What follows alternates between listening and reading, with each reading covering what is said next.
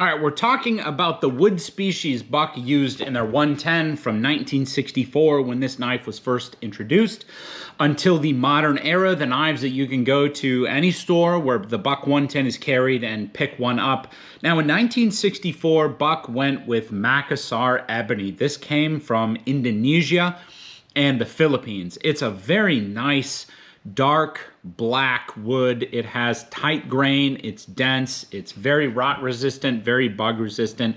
But in these older buck 110s, what I tend to see is one side of the handle which has a more red and a more brown look to the wood, and then the other side will be that very dark black classic look that you want. You want that dark black with the brass bolster. It's an incredible look. I mean, the buck 110 is one of the most classic looking heritage knives that you're gonna find.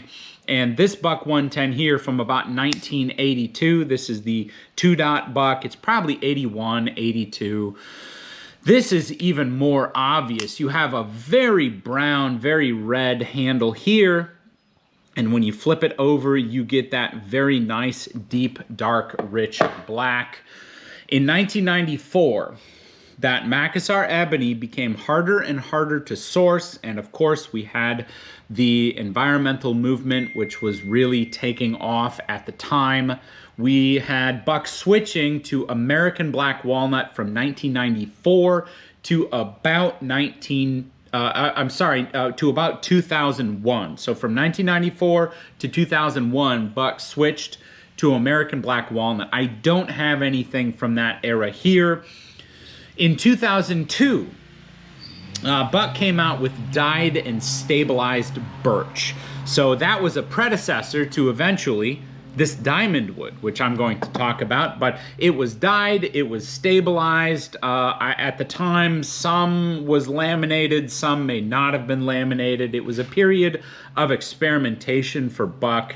In 2006, all the way until 2018, buck switched to this diamond wood. It's a stabilized resin. So basically what would have been done is birch plywood, laminated wood, would have been dyed to match the original Makassar ebony as close as possible. You can see this buck 110 is very close to this more red-brown Makassar ebony. And then it would have been laminated. It's okay. It's not as tough as the original Makassar ebony. It looks okay. There's a lot of natural variation in the wood, which I like. It has served me well. I actually, when I bought this buck, it had a pin that rolled over and kind of crushed that diamond wood.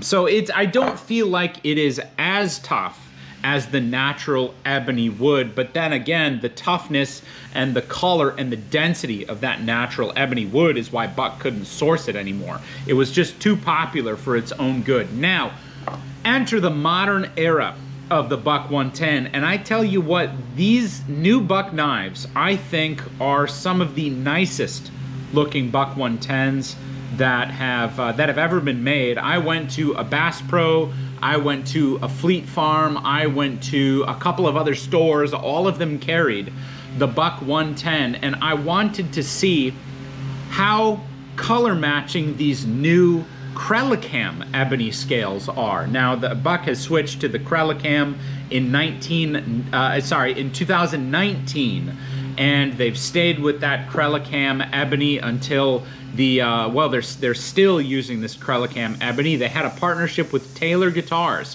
which allows them to comply with all of these federal regulations around sustainability. They get this from Cameroon. Now, I looked at every single one of those buck 110s on the shelf. I probably looked at 30 or 40 of them, and every single handle had beautifully color matched dark black ebony wood. So I think that is that's an achievement for buck. You know, you really do find something special when you see these beautiful matching handles. These older bucks, I like the natural color variation. I think there's something to be said for finding a knife that has a little bit of a difference in color and grain between the two sides of that handle, but at the same time, it's just as nice to find a beautiful color matching buck knife handle. And from what I can see, every single one of these bucks that you can buy today has a wonderfully consistent collar. So that's why this has been the one, at least for the last few weeks, that's been on my hip. I love them all though. You can't go wrong no matter what buck you find from any different era. There's something special about all of them. So hope this was helpful. Now you can buy buck knives, these buck 110s. Over the years they've offered them in everything from cocobolo to ironwood to cherry to maple burl. They've offered them in oak. They've offered them in desert wood, in animal horn, and antler. I mean, they make a buck scale for every guy out there.